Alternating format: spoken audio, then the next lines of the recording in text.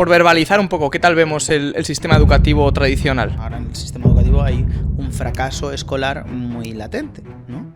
Y yo contaba que el fracaso escolar no es que los hijos sean tontos, nuestros hijos sean tontos, sino que se aburren.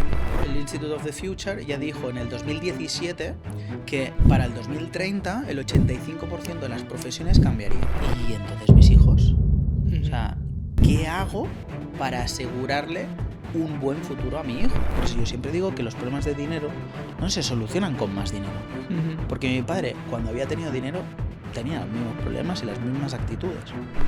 Sea como sea, lo primero que tienes que entender es que el ahorro es básico. Yo sé gente que se compra pisos por lo que cuesta un coche, ¿sabes? Y dices, wow. Típica pregunta que seguro que jamás te han hecho. ¿Qué recomendarías invertir? ¿Oro, plata, criptomonedas, acciones?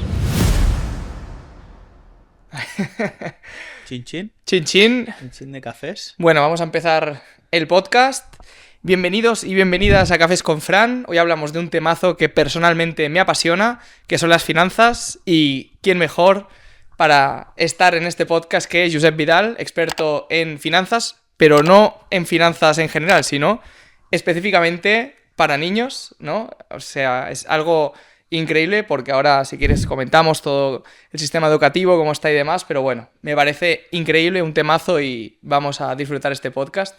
Así que bueno, gracias por estar aquí antes que nada. Gracias a ti por venir, por molestarte a venir hasta aquí, hasta casa de mi madre, literal. Que si no era imposible, ahora sí. Me voy de viaje y demás y era como o ahora o literalmente hasta el año que viene no podía volver a ser, así que sí. Tenía que ser, pero bueno. Ahí estamos, con ganas de disfrutar del cafecito. Yo me lo he cogido de la taza de Andorra. De Andorra, esta es de Colombia. Que ahí brutal el café colombiano, ¿eh? También. Bueno, este es café normal. No es de Colombia, no sé cuál es, pero... Bueno. Pero en las tazas vamos a ver cómo está. Aún no soy catador de cafés, pero... A ver, bueno. Está bien. Amargo. Como el café. Con el buen café, ¿no? Bueno, ¿cómo arrancamos? ¿Cómo te apetecería arrancar? Pues yo me adapto. Lo que quieras, la verdad. Muy bien, pues mira, me parece interesante si empezáramos por verbalizar un poco qué tal vemos el sistema educativo tradicional. ¿Cómo lo ves tú personalmente? Sistema educativo tradicional, y empezamos fuertes, porque al final es un tema que apasiona, me apasiona, es... polémico, no vamos a engañar, mucho, polémicos cuando te pones ahí a profundizar porque cuesta mucho de aceptar las realidades y muchas veces como que nos queremos engañar, ¿no? Y como padres, si lo vemos desde la perspectiva de los padres, pues cuesta mucho aceptar y reconocer de que ese sistema que está educando a nuestros hijos quizás no es lo mejor del mundo o no tiene unos intereses que vayan al menos alineados con la mayoría de padres, ¿no? Si lo miras desde la perspectiva de los niños, es súper aburrido. Justo ayer publicábamos un reel que está gustando mucho, que empezaba así, diciendo que el sistema educativo, pues ahora en el sistema educativo hay un fracaso escolar muy latente, ¿no? Y yo contaba que el fracaso escolar no es que los hijos sean tontos, nuestros hijos sean tontos, sino que se aburren. O sea, realmente está basado en que están aburridos en clase. Por eso, cuando luego se plantean, por ejemplo, pasarse a un videojuego, o están con la tecnología, o están con otras cosas que nos sorprenden y dices, wow, ¿cómo puede ser que sepa hacer esto y luego no sepa aprobar un examen, ¿no? Básico de memorizar cosas. Porque es lo que tienen que hacer, ¿no? Al final memorizar y vomitar. Entonces, claro, no es que tengan un problema, es simplemente que se aburren en clase y como se aburren, pues al final pues derivan en bullying, derivan en falta de atención, todos los diagnósticos que quieras darle de TDAH, TDX y todas las iniciales que le quieras poner, porque ya cada vez les ponemos más iniciales, ¿no? Y más nombres y más etiquetas. Sí. Y luego está el punto de vista de los profesores, que también es interesante porque muchos de ellos salen de la caja y incluso tenemos profesores, o sea, maestros de institutos o de colegios, llamémosle tradicionales, Ujú. que son padres de elevados, que traen sus hijos, digamos, a elevados, ¿no? Y hablando mucho con ellos, pues me doy cuenta de el punto en el que están, que tampoco es fácil, porque aunque ellos sepan en el fondo de que lo harían diferente, y la prueba de ello es que con sus hijos lo hacen diferente, pues se tienen que adaptar a un currículum, a una forma de hacer y a un sistema, pues obsoleto sí, tradicional, y que salir después de la zona de confort al final cuesta. Total. Siempre cuesta. Ujú. ¿Por qué crees que todo está avanzando tan rápido? Inteligencia artificial, inputs, internet, ¿no? A lo mejor es mi sensación, pero Mm. creo que todo está avanzando muy rápido, sin embargo, el sistema educativo, al menos el tradicional, se está quedando ahí. Es decir, ¿por qué no hace ese avance? Y si lo hace, lo está haciendo como muy a pequeños pasitos. Muy a pequeños pasos, la verdad es que sí, ¿eh?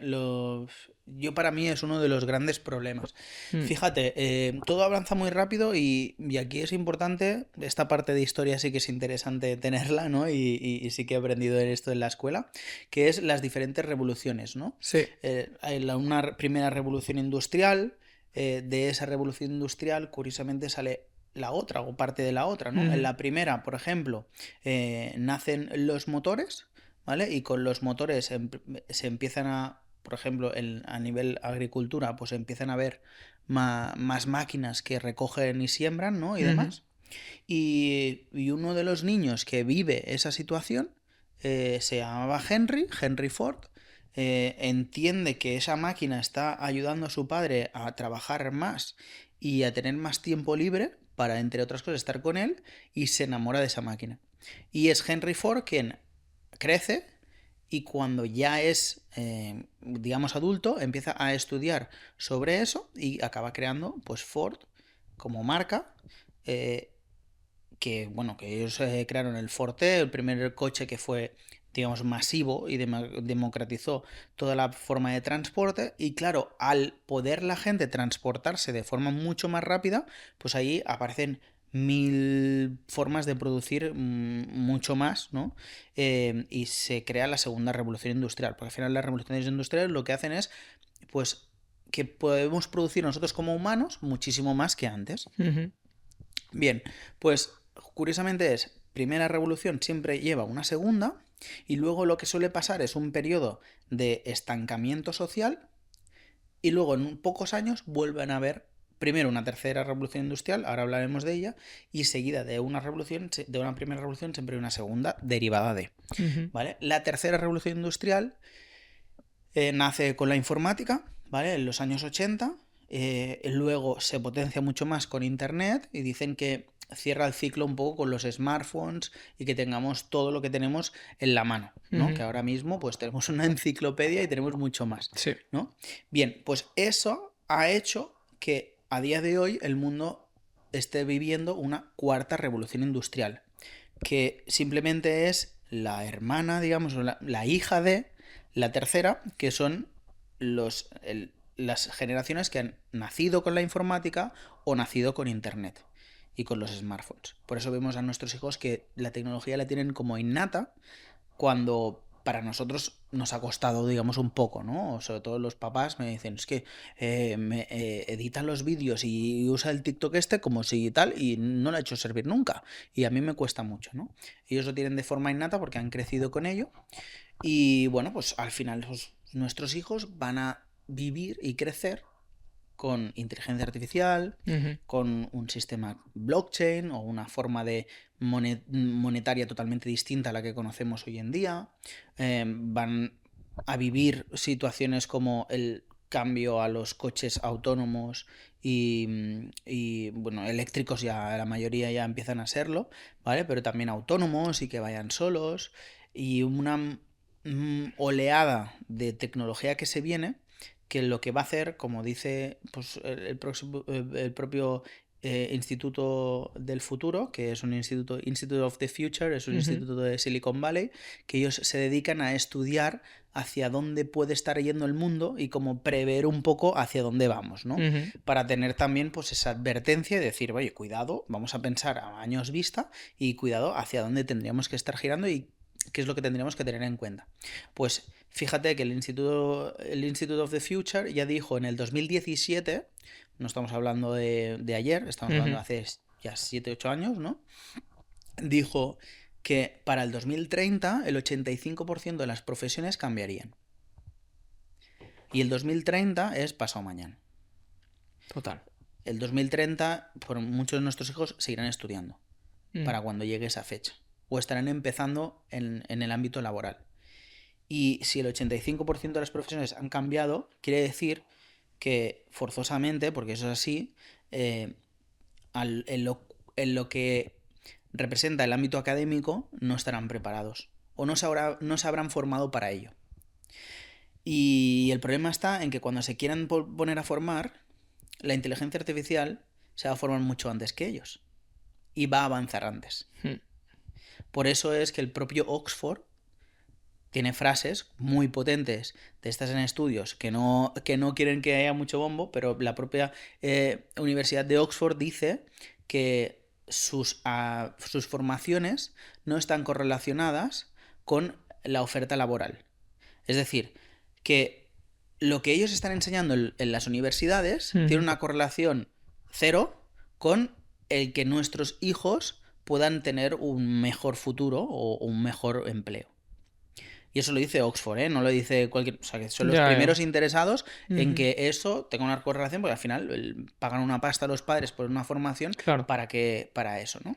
Bien, pues lo que está pasando es que no estamos sabiéndonos adaptar a lo que viene y como no nos estamos sabiendo adaptar, vamos a vivir en una realidad muy incierta.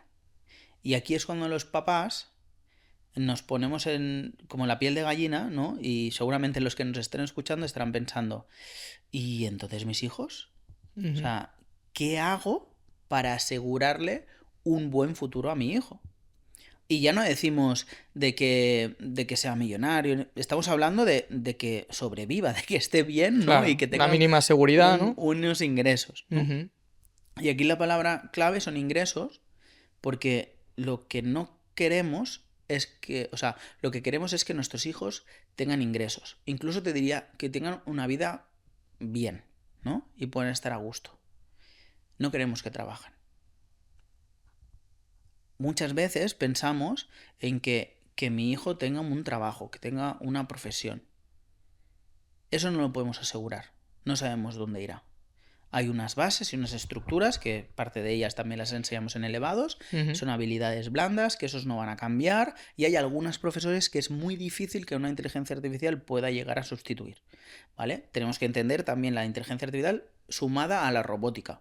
Es decir, a día de hoy es un software, pero a 5 años vista habrán robots que ejecuten todo lo que una máquina les diga, ¿vale? Una inteligencia artificial les diga. Entonces ya no podemos pensar en, no, es que lo de sembrar patatas, no, es que sembrar patatas lo van a hacer los robots, porque es lo que primero que nosotros querríamos dejar de hacer, ¿vale? Bien, pues ante esas situaciones de incertidumbre es pensar, si no queremos que trabajen realmente, lo que queremos es que tengan ingresos, ¿por qué no les enseñamos, en vez de una profesión, a generar dinero? No queremos que nuestros hijos trabajen. Igual que no queremos para nosotros. ¿Cuántos de nosotros trabajaríamos 100% todos los días sin ganar un euro? La mayoría de nosotros no iría a trabajar, no aguantaría mucho tiempo así, ¿verdad? Bien, porque no queremos trabajar, lo que queremos es ganar dinero. Lo que pasa es que nos han enseñado en que para eso hay que trabajar. Bien, si quitamos el trabajo de la ecuación y nosotros tenemos acceso a ganar dinero sin necesidad de trabajar, entonces eso empieza a ser más interesante. Entonces, eso es muy difícil de conseguir hoy en día. Yo lo que digo es que hacia el mundo en el que vamos va a ser cada vez más fácil.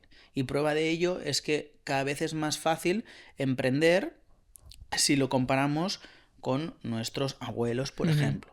donde costaba muchísimo llegar a crear un negocio. Hoy en día es mucho más fácil y por ello son los chavales, no son los alumnos que crean e-commerce, ahora están creando unas tiendas online y lo están creando literalmente en horas de trabajo, ¿no? Entonces es mucho más fácil, va a serlo cada vez más, y si les enseñamos esas habilidades de cómo generar dinero, entonces ahí sí que podemos estar tranquilos. Cómo generarlo, cómo organizarlo, digámoslo así, cómo invertirlo, al final cómo gestionar el dinero y controlarlo para que no les controle el dinero a ellos. Claro, yo me pongo en la piel de cuando era un niño y para mí ahora se me hace un poco difícil, si no imposible, juntar niños y finanzas personales, porque pienso, buah, los niños o no lo entienden o van a pensar que es un coñazo. Entonces, ¿cómo haces para entender un poco la realidad o el mapa mental de estos niños, ¿no? Que más o menos a partir de qué edades sueles trabajar. A partir de, solemos decir a los 8, pero es una de las cosas que no me gusta hacer, que es segmentarlo por edades. Eso ya lo hace el sistema educativo y es una forma de limitarlos también. Por eso es que normalmente hay niños y niñas que aprenden a andar a diferentes edades, pero cuando llegan al colegio todos tienen que estar estructurados y todos tienen que aprender lo mismo al mismo tiempo, ¿no? Que es una forma de que vayan al ritmo del más lento en vez del ritmo del más rápido. Correcto. En fin, pues bueno, pues yo digo que más o menos a los 8 años, pero fíjate que siempre digo también que al final las finanzas, como todo de la vida, es que sea divertido, ¿no? Y luego que sea aprendido desde el principio, desde pequeños, porque es cuando más fácil, nuestra mente está más fácil de aprender, ¿no? Todo. Esto es muy fácil, esto es como los idiomas, en verdad. Las finanzas es el idioma del dinero, ni siquiera te diría de los números, sino del dinero, ¿no?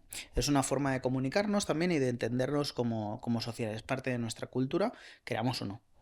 Bien, pues, por ejemplo, en idiomas, el ruso es un idioma complicado. Sí, un poquito. Diríamos, no sé si tú hablas ruso. Es una asignatura pendiente que me quedó. Yo no hablo ruso, para mí es súper complicado. No hay por dónde pillarlo. Si nos pusiéramos los dos a aprender ruso a nuestra edad, nos costaría bastante. Sí. Pero no puede ser tan difícil si todos los niños rusos hablan ruso.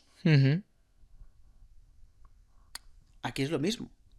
Si nosotros no aprendemos de finanzas hasta que somos mayores y a base de palos, pues las finanzas son difíciles y son aburridas. Pero si las aprendemos desde pequeños, son fáciles y pueden ser divertidas, porque al fin y al cabo, el yo poder conseguir dinero y poder gestionarlo, lo que me está demostrando a mí es que soy más independiente. Me empodera como persona. ¿Y nosotros qué queremos? Que nuestros hijos se empoderen. Que ellos se permitan hacer y crecer. Eso al final lo que quiere, ¿no? La mamá pájaro lo que quiere es que su hijo vuele. Pero para que su hijo vuele, al final tiene que desarrollarse de alguna forma y tiene que enseñarle desde pequeño y tiene que tomar un paso que es difícil para tomar, sobre todo para las mamás. Que es que algún día tienes que poner a tu hijo, a tu bebé pájaro, al borde del nido y empujarle. Porque si no le empujas no salta. Porque tiene miedo y es normal. Y nuestra parte como papás y como mamás también es la de, llegado el punto, empujarle. Y si sabemos que es capaz de, y ni siquiera lo sabemos, sino que lo intuimos, porque muchas veces tenemos creencias limitantes que no nos lo permiten y tenemos miedos que nos bloquean, sabiendo que tiene que llegar ese día, empujar. Y nuestro papel no es el de, digamos, ser una mala madre por haberlo empujado y demás. No, nuestro papel como padre, como madre, es, en caso de que se caiga, recogerlo, subirlo otra vez al borde del nido y volverlo a empujar. Y así hasta que vuele. Entonces, y dependiendo de nuestra actitud, muchas madres lo que se hacen es, no, quédate en el nido, no vaya a ser que te caigas. Dependiendo de eso, estaremos creando un tipo de hijos y un tipo de actitud ante la vida. Si queremos hijos valientes, resilientes, que sean capaces de sobrevivir por ellos mismos y que tiren adelante y vuelen, literalmente, tenemos que permitírselo. y el sistema educativo no está pensado para ello, y la sociedad está pensada para limitarlos y para meterles miedos en el cuerpo, para que sean más controlables. Ya sabemos cómo va esto. Entonces, si eso hemos hecho clic y lo hemos visto, nos toca a nosotros dar el paso de decir, no, tú ya eres mayor. Ya eres mayor y ahora te toca ser independiente, te toca empezar a ganar dinero, te toca empezar a decidir cosas. Y no te preocupes que si te equivocas, aquí estoy yo para soportarte, para ayudarte, para lo que Claro. sea. Yo fíjate que tengo siempre esta... Mi madre, una de las cosas muy guays que ha hecho siempre es educarnos desde esta perspectiva, ¿no? Y no ha ido mal, porque tanto yo como mi hermano, pues la verdad es que nos ha ido bastante bien en la vida. Así que papás y mamás, estar tranquilos que sale bien, ¿vale? Spoiler, al final la película acaba bien, final feliz. Entonces, si tú como madre les dejas volar y les dejas hacer y simplemente estás ahí, yo tengo literalmente una imagen en la cabeza que es yo subiendo unas escaleras infinitas hacia el cielo y justo detrás mío mi madre con un colchón detrás. Como con un colchón gigante, en plan, si te caes, estoy yo aquí para sostenerte. Y una de las cosas que tiene mi madre como muy prioritarias es, viva donde viva, este piso hace 3-4 años que viven aquí, viva donde viva, tiene que tener una habitación por cada hijo. Somos 2 hermanos, entonces aparte de la suya, tenemos aquí 2 habitaciones extra. Porque ella dice, cualquier cosa que pueda pasarle a mis hijos, yo quiero que tengan un sitio donde volver. Y eso es a nosotros lo que nos permite, pues, montar una empresa, porque sabemos que si nos arruinamos podemos volver a casa, etc. Y yo sé que si ahora lo perdiese todo, por lo que sea, tengo aquí una habitación y tengo un plan B donde empezar. Que además es que lo tengo hasta escrito. O sea, paso por paso porque es el saber que en el peor de los casos tengo una solución y un camino de vuelta a donde estaba, eso es lo que me permite a mí volar sin miedo. Porque lo peor que puede pasar sigue estando bien. Pero si no lo sabemos, si no lo hemos pensado, si no lo hemos planteado, esa es una incertidumbre que no nos permite crecer. Entonces, yo lo que diría a todos los padres y a todas las madres es, trabájate esas creencias limitantes, esos miedos, porque son miedos que bloquean. Yo suelo hablar de papás y mamás bonsai. Y te cuento cómo. Yo no conozco, no sé si tú conoces, alguna semilla que haya decidido, pues, que voluntariamente no va a brotar. O que brota y crea un árbol, pero llega a un punto en el que ese árbol decide no crecer más. O ese año no dar frutos. No lo existe. Todos los árboles siguen creciendo y siguen dando frutos. Siempre que su genética, digamos, lo permita, ¿no? Sí. Vale. Porque al final eso lo tenemos que entender como que la naturaleza está creada y pensada para prosperar, es abundante y sigue creando cosas y sigue creciendo. Eso es de forma natural. Sin embargo, existen los bonsáis, que son árboles pequeños. ¿Cómo hemos llegado a ser un árbol pequeño? Porque los hemos limitado a crecer. Literalmente vamos a ponerles una maceta pequeña donde no crezcan mucho. Hay papás y mamás que son así. Crean macetas pequeñas donde sus hijos no puedan crecer. Papás y mamás bonsai. Algunos papás lo hacen normalmente, no tienen por qué ser siempre, lo hacen desde el macho alfa, que yo digo, ¿no? El de yo papá, yo proveer, yo tu jefe, yo mandar y yo limitar, porque al fin y al cabo lo que estás haciendo es limitando, ¿no? Yo proveo a la familia con toda la buena voluntad, ¿eh? Eso es lo que tienen que entender, que todos los padres, no hay ningún padre que lo haga de mala voluntad. Sí, por supuesto. Creen que hacen lo mejor para sus hijos, ¿vale? Pero yo creo que lo mejor para mis hijos es darles todo lo que tienen. Normalmente, además, si hemos vivido una infancia donde hemos sentido carencias, no quiere decir que las tengamos, pero las hemos sentido, ¿vale? Hemos sentido que no nos han dado todo lo que nos merecíamos, o que no hemos jugado lo suficiente, o que lo que sea, pues lo que hacemos es nosotros ir nuevamente a lo contrario. Y entonces somos padres que pues somos proveedores y además pues que consentimos.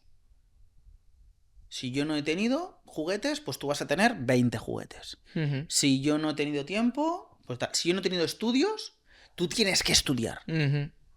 Tienes que ir a la universidad porque además yo lo estoy ahorrando desde hace tiempo y lo mejor que quiero para ti. Ya, pero es que tu hijo a lo mejor no, ni siquiera es una persona que esté preparada y que vaya a ser feliz. Mi madre quería que yo fuera funcionario. Menos mal. Dios mío. ¿Sabes? Imagínate. Menos mal. Todo lo que nos hubiésemos perdido, ¿no? Ujú. Todos los niños que no hubiese podido ayudar, Ya etcétera. ves. Entonces, y además que sería una persona infeliz. Entonces, bueno, esos son los papás bonsai y las mamás bonsais suelen ir por la parte del miedo. Y es que si le sale mal, es que si se arruina, es Ujú. que si se va de casa, es que igual no vuelve. Síndrome del nido vacío. Total. Entonces, no estoy dejando a mi hijo crecer, porque es que si crece, igual se va, igual no vuelve. ¿Y dónde queda mi papel como mamá? Mi papel como mamá lo tengo que modificar. Ya no es el de cambiar pañales. Ya no es un bebé que no se sostiene y que yo tengo que proveerle. Ahora ya es... la cría ha crecido. Ya es independiente. Ujú. Ahora lo que tengo que pensar es que sea mejor que yo. Que avance y que prospere y que la especie cada día sea mejor que de donde venimos, ¿no? Y el padre igual, cambiar ese chip de ser padre proveedor a ser padre impulsor. El orgullo como padre viene de ver que tu hijo te supera. No Total. de yo ser el que proveo.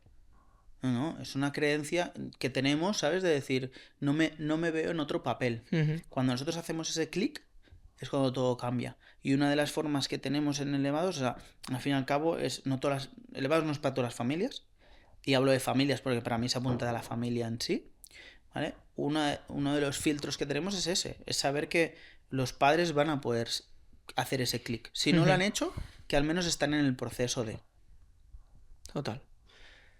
Háblame un poquito de elevados. Por si alguien está escuchando y ha escuchado ya 4 o 5 veces elevados. Sí, ¿Qué yo aquí hablando como si supieran, ¿no?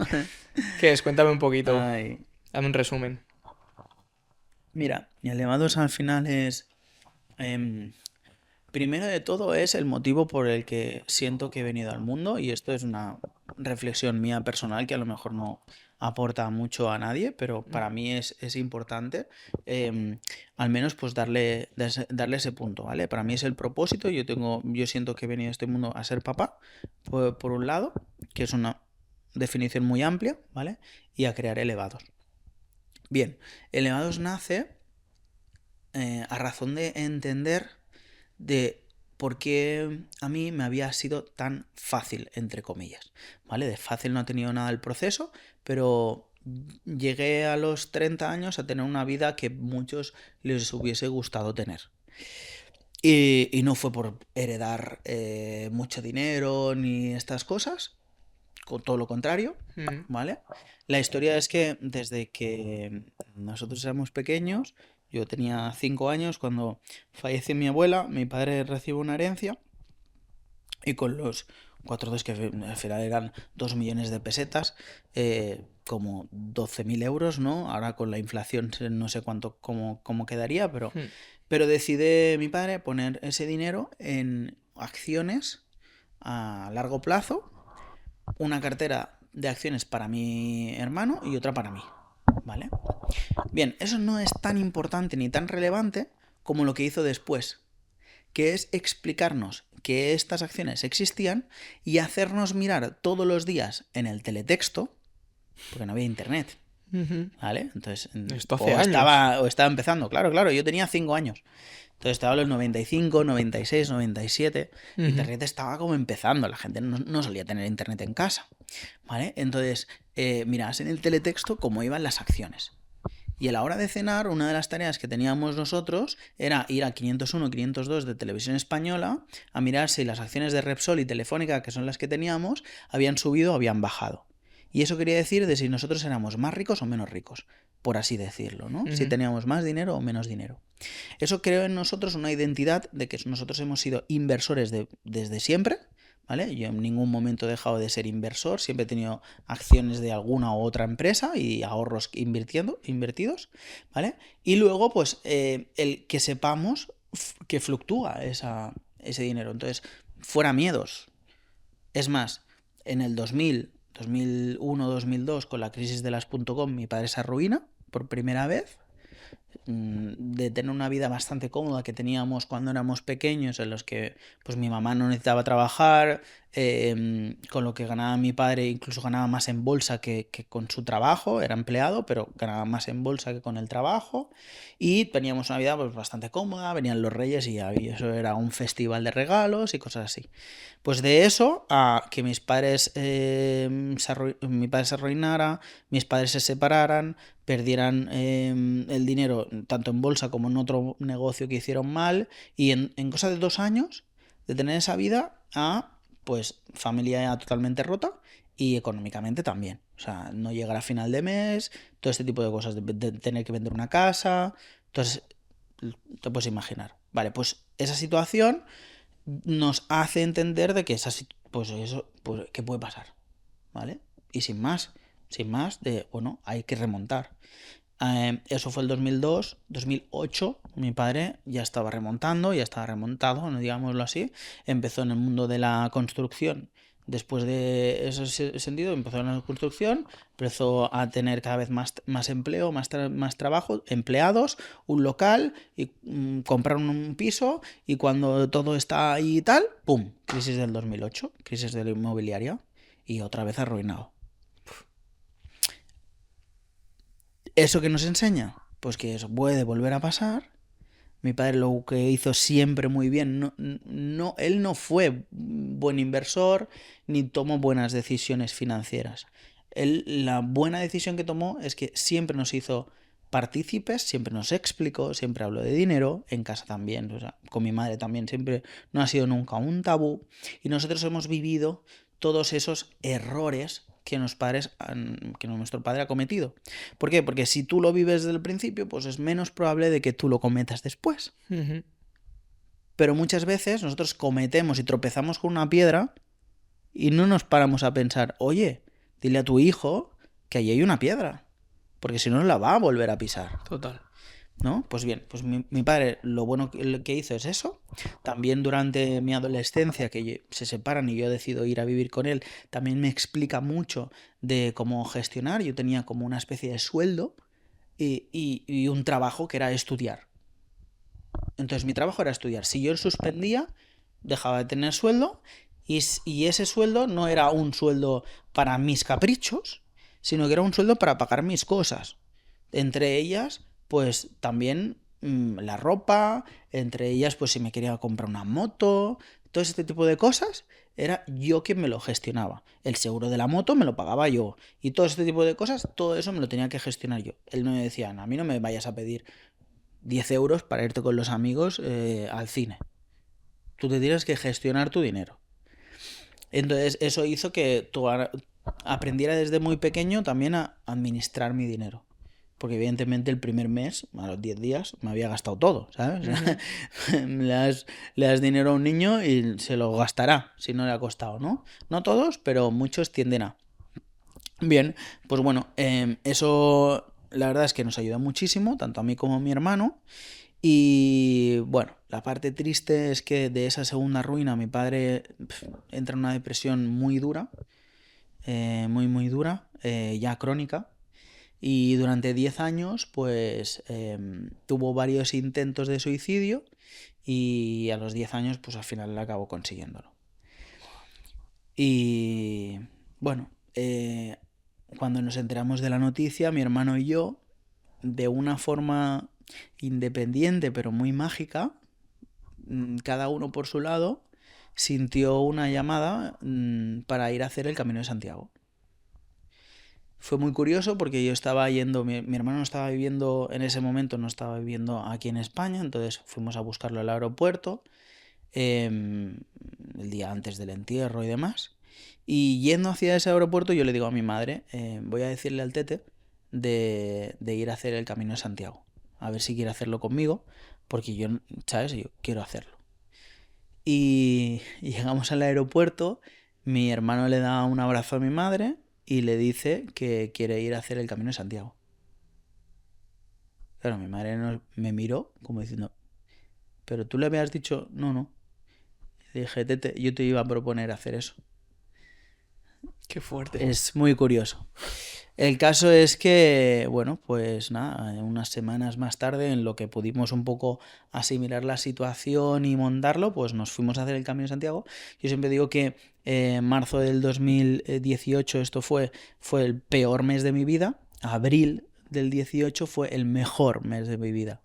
Porque estar 30 días con tu hermano andando, teniendo un montón de horas para reflexionar, para asimilar todo lo que había pasado, el pasar, pues eso, desde Francia hasta Santiago de Compostela. Tuvimos muchas horas y mucho espacio para reflexionar bien y para darle un sentido a todo.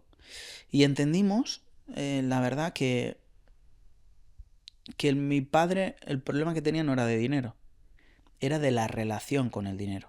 Por eso yo siempre digo que los problemas de dinero no se solucionan con más dinero. Uh-huh. Porque mi padre, cuando había tenido dinero, tenía los mismos problemas y las mismas actitudes.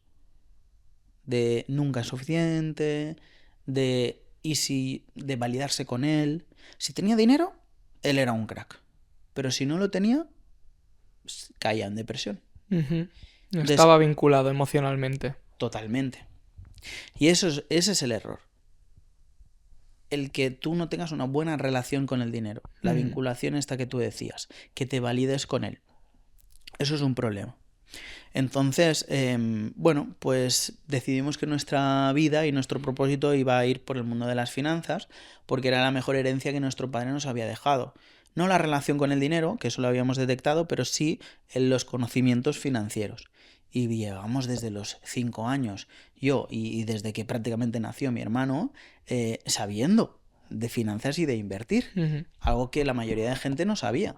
A mí me preguntaban mis amigos, incluso padres de mis amigos, sobre inversiones, pero bueno, a mí tampoco me parecía eso como un trabajo, ¿sabes? Era como obviamente sé esto. Lo que me extrañaba es que los demás no lo supieran. Claro.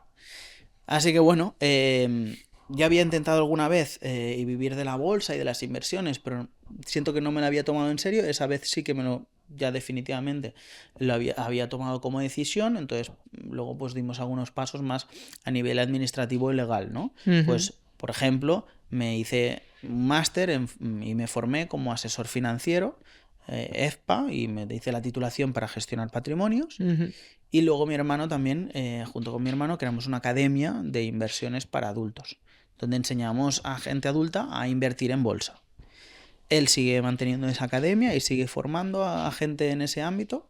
Y bueno, por el mío, pues bueno, pues he intentado ayudar ahora también a los niños, ¿vale? Intentado, ¿no? Porque ya es que hay un montón de casos de éxito y están ayudándose un montón, entre ellos ya incluso. Uh-huh. Pero sí, y por el camino también pues me dediqué a la gestión de patrimonios y a las inversiones propias. Entonces eso es lo que me permitió, sobre todo, en poco tiempo, pues pasar a tener una vida relativamente cómoda. Uno de los sueños de mi vida era vivir en Andorra. Uh-huh. Y pues con 30 años estaba yo en la terraza de casa y diciendo, wow, o sea, ya tengo los 30 años, puedo, ni mucho menos tengo ni la vida resuelta, pero digamos, he aprendido a hacer dinero de una forma relativamente fácil. Uh-huh. Y eso lo querría hacer todo el mundo. Uh-huh. Así que... Total. Bueno. ¿Qué plan de 5 años, más o menos, no sé, 3, 4, 5 años, a nivel de, bueno, persona estándar, ¿vale? Que no está puesta en el mundo? Entendemos que hay que invertir y que así a medio o largo plazo es interesante, pero ¿qué plan me podrías proponer de 3 a 5 años, ¿no? Mira, pues si haces esto todos los meses, en 3 o 5 años, puedes tener cierto porcentaje de tranquilidad. A cualquier persona, a ti en concreto, ¿cómo te diría? ¿Cómo lo dirías? Vamos a poner una persona que genera entre 1.000 y 3.000 euros al mes. Es un rango grande, ¿eh? Sí. De 1000 a 3000 hay diferencia, pero bueno. Sea como sea, lo primero que tienes que entender es que el ahorro es básico. O sea, antes de... O sea, realmente uno vive libre financieramente, sí que ahora está de moda, ¿vale? Puedes ser libre financieramente cuando tus ingresos no dependen de tu tiempo. Para conseguir eso, tienes que crear procesos y sistemas o tienes que crear una bola de dinero que sepa crear dinero, ¿vale? Es decir, o que otros trabajen para ti, el tiempo que usas es el de otros, o que el tiempo lo esté usando el propio dinero. Quien trabaje sea el dinero. Y el dinero puede hacer más dinero, ¿no? Las inversiones es básicamente eso. Bien, entonces, para tú llegar a acumular ese dinero, esa riqueza, que al fin y al cabo es que haya un excedente de lo que tú has aportado al mundo y de lo que has utilizado, ¿vale? El ahorro es la diferencia entre ingresos y gastos, ¿vale? Pues esa diferencia entre ingresos y gastos normalmente la gente se la plantea como reducción de gastos. Si yo gasto menos, la diferencia aumenta. Bien, ese esfuerzo es limitado y mucho más difícil que hacer lo opuesto, que es aumentar los ingresos. Es más fácil aumentar ingresos que reducir gastos. A pesar de que la mayoría de gente no suele decir que no. Porque tú al final puedes ahorrarte 100, 200, 500 euros al mes. Se me hace una barbaridad que te propongas ahorrarte 500 euros al mes, pero pongamos que lo puedes hacer, ¿vale? Pero sin embargo, ganar 100, 200, 300 o 500 euros mensuales haciendo un trabajo extra, aunque sea el fin de semana, yendo a servir copas cuando eres joven, ¿sabes? O buscándote otro trabajo que puedas ir haciendo extra, pues eso es mucho más cómodo. Entonces, ahí ya están empezando a no limitarte como persona y empezar a aumentar ingresos. Luego, escalar eso de diferentes formas. Al final, el dinero suele venir sobre todo por eso, por tener unas habilidades que otros no tengan. Hay que desarrollarlas. Si se pagan bien es porque la mayoría no las tiene. Si no, no se pagarían bien, porque todo el mundo estaría dispuesto a hacerlo, ¿no? Entonces habrá que aprenderlas y habrá que hacer un esfuerzo para aprenderlas. No podemos esperar, ¿no? Estar aquí en el sofá, literal como estamos, ¿vale? Y que todo nos venga dado. Entonces tenemos que hacer ese esfuerzo. Yo empezaría sobre todo por la habilidad de las ventas y la comunicación. Tú sabes bien de esto, ¿no? Me gusta la parte el de tema. Comunicación, ¿vale? Pero yo lo he dicho muchas veces, para mí, mi plan B, si a día de hoy yo pues empezase de cero, o sea, imaginemos que no, que eso de que te quedas sin dinero y demás, yo sería vendedor. Probablemente closer, ¿no? Que es ahora está más de moda, digamos closer, de hecho. Sí. Lo puedes hacer desde casa, de una forma de horarios más flexibles y demás. Y entonces me pondría a hacer closer y a cerrar ventas. Como un loco, porque es un trabajo a comisión. De hecho, la historia de mi hermano, que algún día si lo quieres entrevistar, es una historia estupenda, ¿vale? Mi hermano le pasó literalmente eso, se quedó a cero y estando a cero, lo que hizo es ponerse a vender. Closer, ¿no? ¿Hizo de closer o...? No hizo de closer, se puso, estaba en Italia y en concreto él vendió vinos a turistas, ¿vale? Pero sea como sea, él buscó la forma de encontrar un trabajo de que pudiesen pagarle por horas y que no tuviese limitación económica. Claro. Entonces un trabajo que ya nada más empezar pues destacó, entonces empezó con 2.000-3.000 euros al mes, pero rápidamente pues lo escaló a 5 o 6.000 euros al mes. Entonces claro, no todos los trabajos puedes ganar eso. Normalmente tienes un techo de cristal. Tienes ahí ese techo. La forma de hacerlo es que sea un trabajo a comisión, que sean ventas y demás. ¿Tiene unos riesgos? Sí, pero oye, ¿qué quieres? Si quieres ser del 1%, tienes que hacerlo diferente al 99%. Exacto. No hay otra. Bueno, para mí lo arriesgado es lo otro. Es decir, bueno, estoy aquí en un empleo, en un trabajo de 1.000, 1.500 euros y no puedo escalarlo casi de ninguna manera, ¿no? Entonces, no tiene sentido para mí tampoco. Exacto. Así que bueno, yo le diría eso y una vez tenga eso, importante, mantener los gastos, pero no solo mantener los gastos, sino mantener el estilo de vida. Ujú.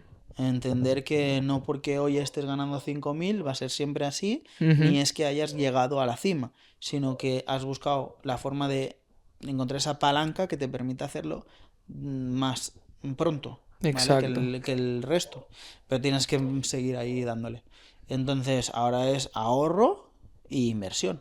Ujú. Tener ese colchón, 3-6 meses que dicen, ¿no? Más o menos de estabilidad económica, y a partir de ahí todo lo demás a inversión.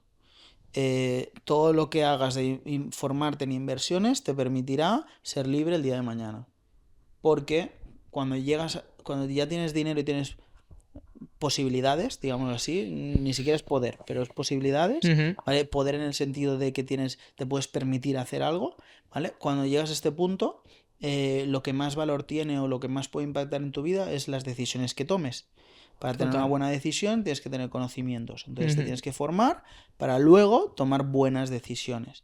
Yo a día de hoy en mi empresa sí que hago muchas cosas, pero estoy pensando en, como todos los grandes empresarios, al final no son personas que trabajen mucho, son personas que toman decisiones, ¿no? Como Jeff Bezos lo tiene, ¿no? Dice, yo por Sí. ejemplo me trabajo pocas horas al día y me cuido muy bien porque al final la decisión que yo vaya a tomar va a repercutir en miles de millones de Ujú. euros, entonces tengo que tener la cabeza bien calmada y serena para tomar esa decisión.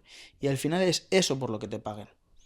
La diferencia entre el 1 y el 99 es el 1 tiene el valor y tiene la sangre fría de tomar decisiones que el 99% no ha querido o no ha podido, no ha sabido tomar, Ujú. ¿vale?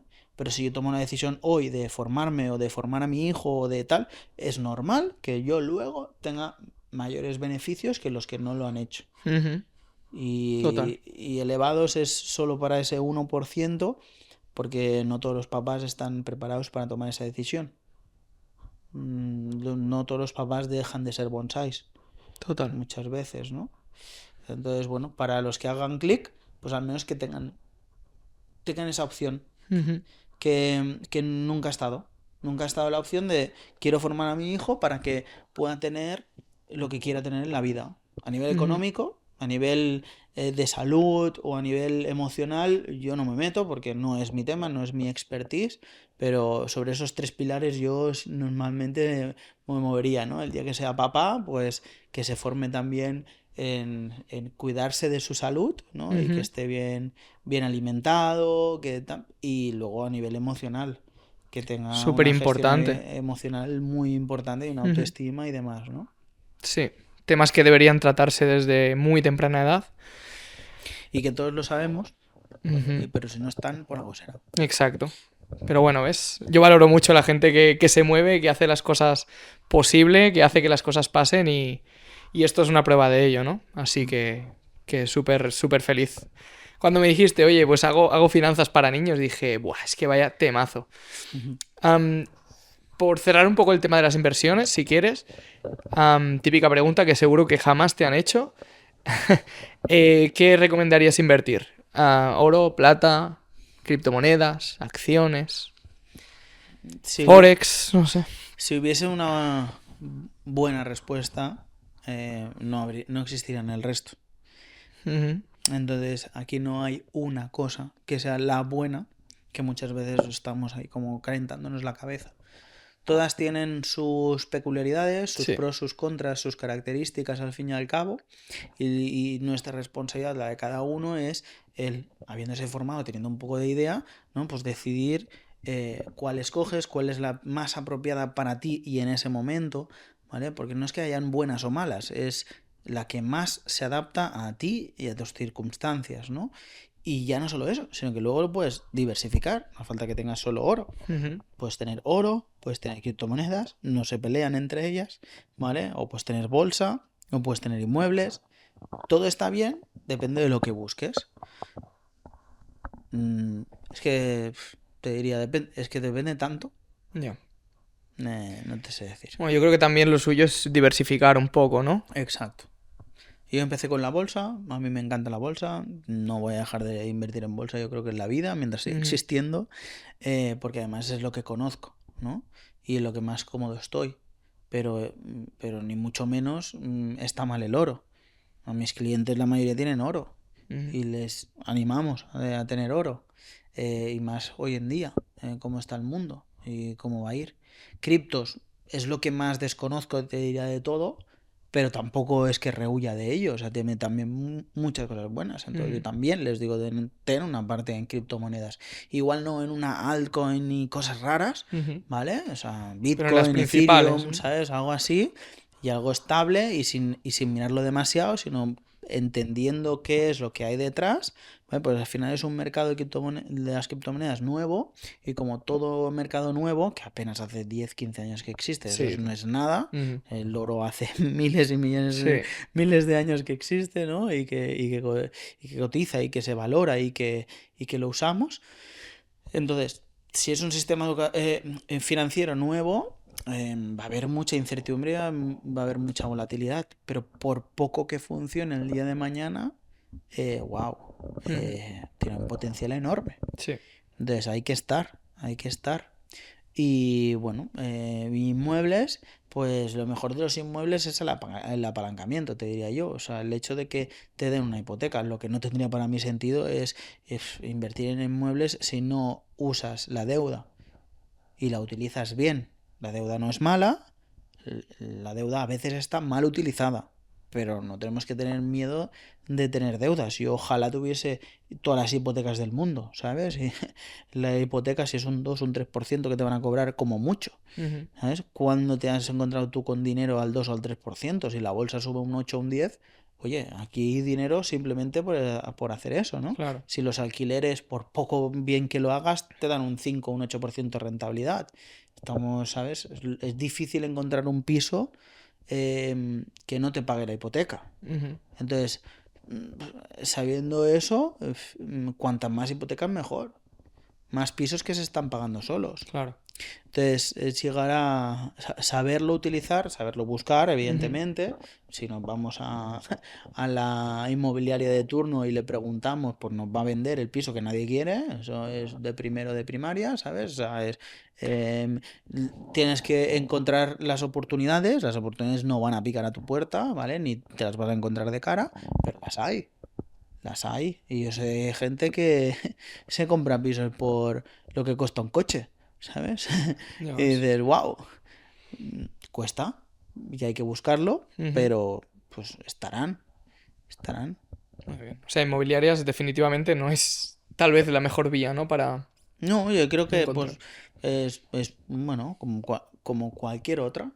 Yo, por ejemplo, para que te des una idea, todos los alumnos dentro de Elevados tenemos un plan que es el plan Gaia, y que en uno de los eventos presenciales que siempre cae sobre abril, ¿vale? Creamos un plan, un master plan, para que ellos tengan su primer piso de inversión, no para que ellos vivan, sino para invertir, antes de los 25 años.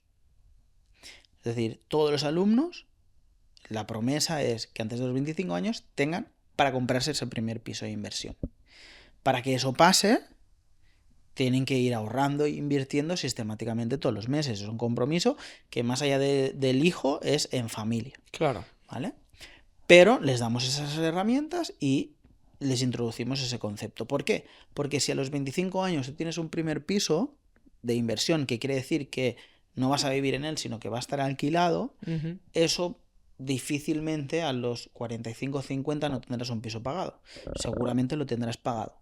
Porque o vayas amortizando de más, ¿vale? O con el alquiler y eso, o simplemente pues te esperas a los 25 o 30 años que hagas la hipoteca, ¿vale? Entonces, cuando ya tienes eso, estás a muy poco de estar retirado. Y por el camino has marcado una diferencia abismal con el resto de la gente. A día de hoy, en España, la edad media en la que una persona se compra su primer piso es a los 40 años. Es decir, hasta los 40 lo más probable es que un hijo no se compre su primera vivienda. puede ser que se independice antes. De hecho, la edad de independencia es 9 años antes, a los 31. Que eso también es una cosa que apaga y vámonos. O sea, Sí, de sí. media, los hijos se independizan económicamente de los padres a los 31 años. Es decir, como padres tenemos que estar advertidos de que lo más probable es que nuestro hijo hasta los 31 nos esté pidiendo dinero o nos esté costando dinero. Ujú. Por eso el coste de vida, o sea, a lo largo de toda la vida del hijo, ¿vale? Nuestro coste como padres, esto no sé si decirlo, porque a veces se alarman los padres, ¿eh? Pero bueno, Dale, sin pero censura. lo que no digo yo, esto lo dice Raisin, que es un estudio que hizo la empresa Raisin, Ujú. y desde que nace el hijo hasta que se independiza financieramente a los 31 años, vamos a pagar más de 330.000 euros por los padres, por él. Eso es, bueno, según cómo son 2 pisos. En Andorra es 1 y gracias, Ujú. pero son 2 pisos. Entonces, nos va a costar una pasta. Sí. Pero es que de esos 330.000, una tercera parte es a partir de los 18 años. Y muchas veces como padres estamos como, bueno, no, a los 18 ya que vuele. No, no. Mm. Es cuando aún te queda una tercera parte. Ahí empieza la cosa casi. Sí, ¿sabes? Que si universidad, Claro. o que si carrera, o que si el coche, la boda, el piso, que le vas a de esto, o que te va a pedir dinero porque le cuesta arrancar, o por lo que sea. Ujú. Aún te queda muchísimo. Por eso decimos que en elevados estimamos un ahorro de 125.000 euros por padre. Porque los padres se apunten a los hijos. Ujú. Es decir, gracias a darle la oportunidad de el que él gane su dinero, que se administre, que Ujú. te vas a ahorrar 125.000 euros en cositas que ellos normalmente piden. Claro. Porque la entrada del piso se la van a poner ellos, si estudian, van a estudiar de su parte, hay muchas cosas que van a dejar pues de la paga, desde la misma paga que muchos Ujú. padres dan paga, o aunque no den paga, van pagándole cosas, ¿no? Sí. Ahora esto, ahora lo otro. Como nosotros lo que buscamos es que sean independientes financieramente, que independientemente de la edad que tengan, que ellos se puedan costear sus cosas, ¿vale? Pues eso es dinero que te estás ahorrando. Claro. Y aunque no te lo quieras ahorrar, que hay muchos padres que lo que hacen es dicen, bueno, yo tenía pensado, más o menos calculado, que había aquí, pues que sé, me va a gastar 150 o 200 euros al mes en mi hijo, ¿vale?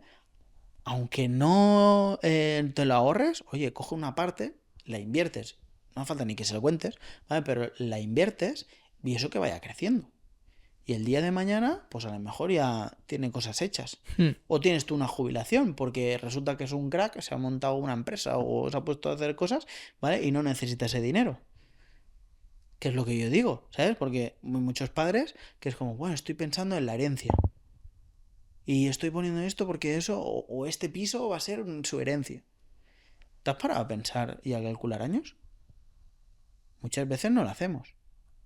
Pero si tú has tenido un hijo con 30, 40 años, y a día de hoy la esperanza de vida está en 80, dicen que ahora va a subir sustancialmente porque está avanzando mucho la ciencia, pongamos que te mueres a los 90, es que tu hijo, cuando herede, tiene 60 años y está por jubilarse. Ya ves.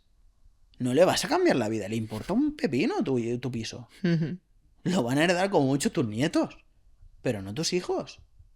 Entonces, si tú realmente le quieres dar una buena herencia a tus hijos, dásela ya. Y no hace falta que sea dinero. La mejor herencia que me ha dado mi padre, y la única, es formación. Eso es lo que a mí me ha cambiado y me ha impulsado. A mí y a mi hermano. Nos ha dado permiso para crecer y para construir. Es la formación. Son las habilidades. Porque con eso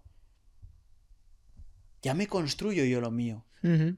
Y no necesito que tú te tengas que morir, no necesito que tal. Y además, sobre todo, lo vas a ver y lo vas a disfrutar. Ujú. Como mi madre ahora disfruta de nosotros, de que podamos vivir donde nos dé la gana, que seamos felices, que tengamos flexibilidad horaria, que me pueda Claro. ir yo mañana, como sabes, que me voy 2 semanas de crucero a cruzar el Atlántico y luego me tiro un mes en México.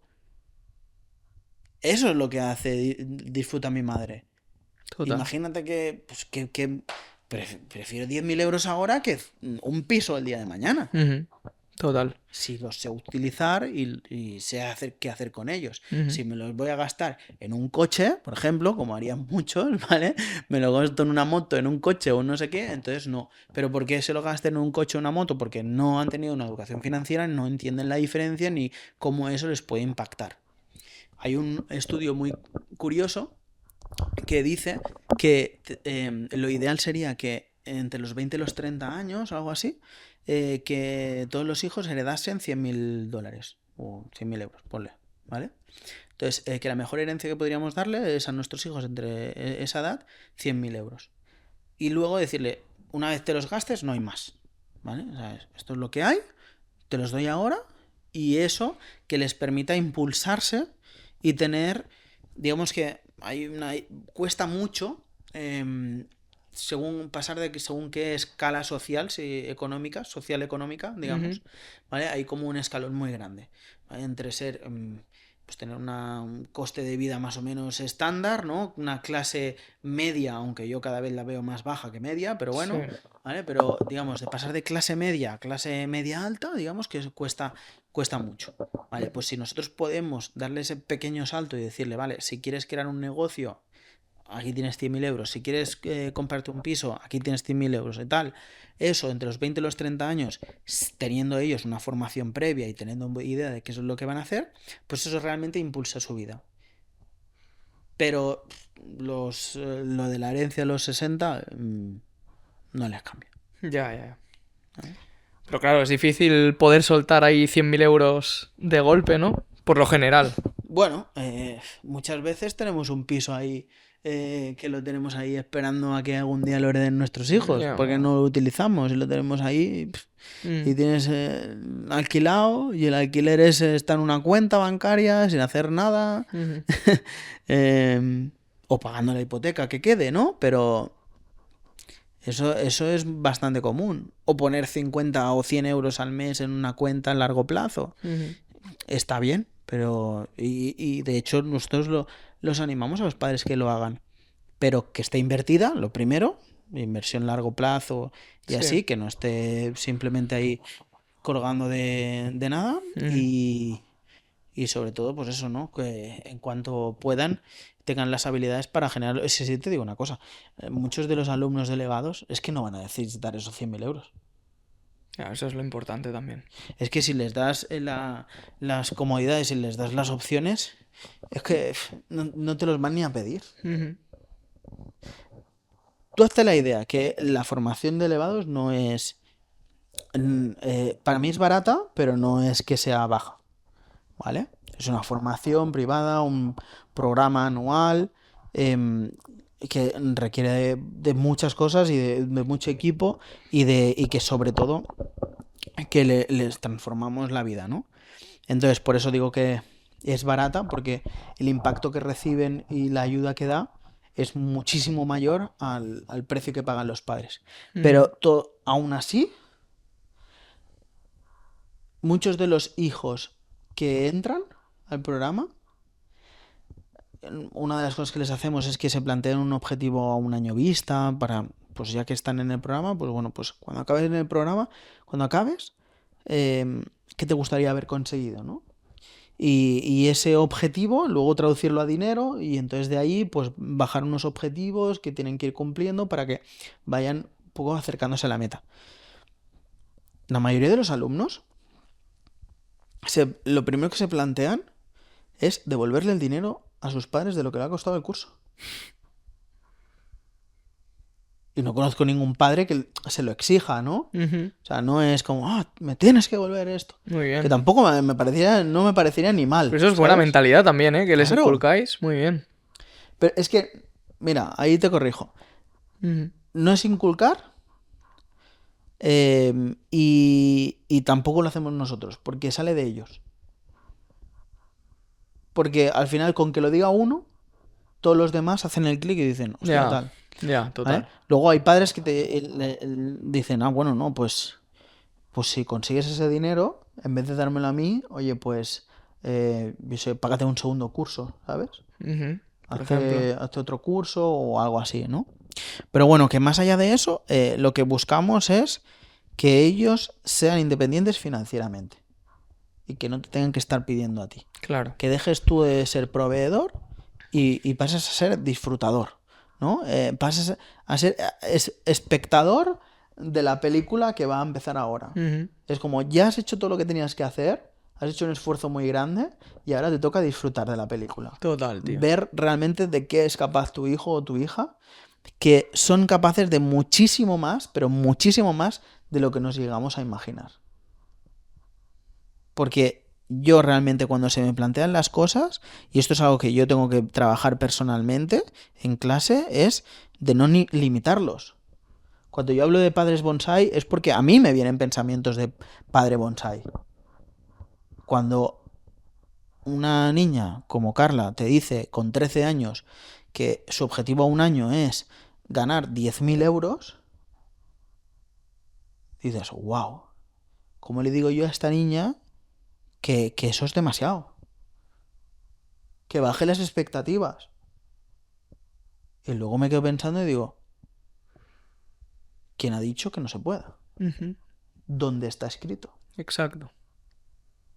Y curiosamente, pues lo está consiguiendo. Porque lo que yo me dije a mí mismo es, si cuando yo, ¿cómo actúo ante mí mismo? Yo actúo diciendo, vale, puede parecer muy difícil, muy ambicioso, lo que sea, pero vamos a desgranarlo con pequeños objetivos. Queda un año, estamos en 3.000 euros, queda un año, son 12 meses, 7.000 euros, entre 12 meses son tal, y le quedan como, ponle 400, 500 euros al mes. Vale, 500 euros al mes, ¿lo puedes llegar a ahorrar? Bueno, es difícil, pero ya no es tan imposible. Y tenemos el verano de por medio, las navidades, puedo aprovechar tal.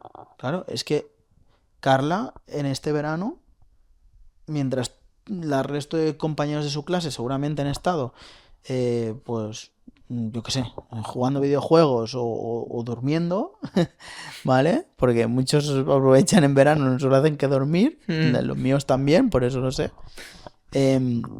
Pues mientras ellos estaban así, Carla lo que estaba haciendo era ganar dinero. Crear una tienda online, salir a la calle a vender, esto, lo otro. Ya ha ganado 2.700 euros este verano. Ya ves.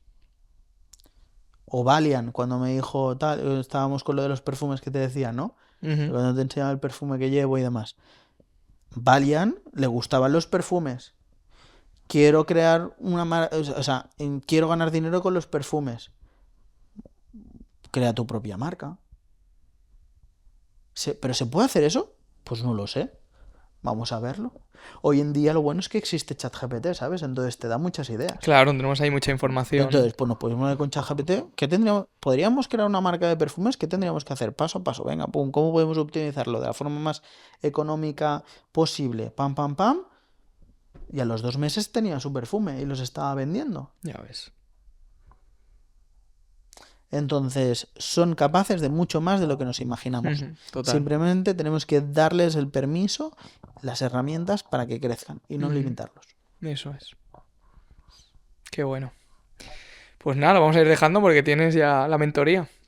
Sí. Se nos está... A ver. Tengo la última sesión antes de irme de vacaciones. Muy bien. Ahora bueno, con ya... la familia. Recta final, tío. Sí, sí. Hacemos también mentorías 1 a 1 con las familias y eso está sobre todo bien. para ayudarles y guiarles y encontrar, pues eso, proyectos como el de Valiant, de los perfumes o a ver qué es lo que se les puede dar bien. Eso es brutal, tío. Me parece genial. Pues nada, ya pondremos por ahí los enlaces por si a alguien le ha resonado, le ha vibrado, que yo creo que sí, y pienso que sí, que se debería fomentar mucho este tipo de educación, ya que por la parte que tradicional que tenemos, pues no se fomenta, así como gestión emocional y varios conceptos que hemos hablado, pues me parece muy interesante, muy útil y sobre todo muy necesario. Así que bueno, gracias por este ratito, gracias por lo que haces y nada, por toda esta información que de verdad que ha sido brutal. Gracias a ti, sobre todo también por venir. Como te decía, te lo digo otra vez, ¿sabes? Que sepáis que se ha tirado no sé cuántas horas de coche para venir hasta aquí, grabar aquí en casa de mi madre en este rato, porque teníamos solo un ratito, así que agradecérselo con un like Eso, con un nada, subscribe y ya está. Suscribiros y todo, porque realmente Fran se lo está currando. Muchas gracias. Pues nada, ha sido un súper placer y espero en un tiempo volver a hacer otro y nada, hacemos una segunda parte de este porque eso promete mucho. Te propongo algo, hacerlo, pero con alguno de mis alumnos. Vale, de hecho te lo iba a decir para hoy, pero ya se me ocurrió muy tarde. Pero sí, hagámoslo porque estará muy guay. Sí, sí. De hecho, ahí cuando nos conocimos en el evento, ¿esos 3 eran alumnos tuyos? Sí. Pues ya ves, ahí vendiendo las gafas, ¿eh? Y mira, nos nota que no se veían espabilados, ¿eh? Tienen también una marca de gafas de sol y entonces pues las van vendiendo. Pues sí, estaría muy guay el próximo hacerlo con 2, 3, yo qué sé, con la clase entera, como quieras. Venga.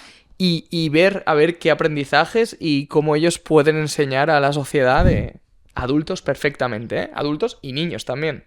Total. Que yo siempre digo que solo somos niños de entre 3 y 99 años. Qué bueno. Muy bien. Así que bueno, vale, te tomo la palabra. Vamos a hacerlo, pero bueno, ahora ya toca descansar, viajecito y ya cuando en la vuelta al cole pues ya lo miramos. Venga. Genial, pues nada, muchas gracias. Muchas gracias. Y gracias a vosotros por estar aquí, por todo este ratito que nos habéis acompañado. Ha sido increíble, brutal. Así que nada, si os ha gustado, like, suscribiros y nos vemos en muy pocos días. Que tengáis una buena tarde.